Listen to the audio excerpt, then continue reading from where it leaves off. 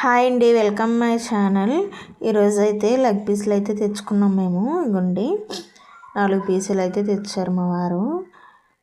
ఇవైతే కడిగేసి శుభ్రంగా వాళ్ళే డాట్స్ పెట్టి ఇచ్చారనమాట. పెరుగు, అలాగే పసుపు, గరం మసాలా, అలాగే అల్లం వెల్లుల్లి పేస్టు, కారం, శనగపిండి, అలాగే బియ్యం పిండి కూడా వేసేసి నిమ్మకాయ కూడా అయితే పిండేసుకున్నాను. మసాలాలు అయితే అన్నీ వేసేసుకొని పిండేస్తాను. ఇగోండి ఈ ముక్కలు అన్నిటికి పట్టేలాగా బాగా కలుపుకోవాలి.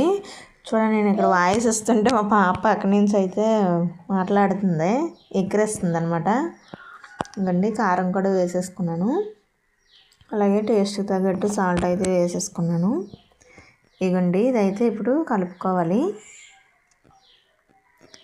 ఇగోండి చూడండి, ఇదైతే మూత పెట్టేసుకొని ఫ్రిడ్జ్లో అయితే 1/2 అవర్ పెట్టుకొని ఉంచుకోవాలి. ఇగోండి ఫ్రిడ్జ్లో అయితే పెట్టేశాను.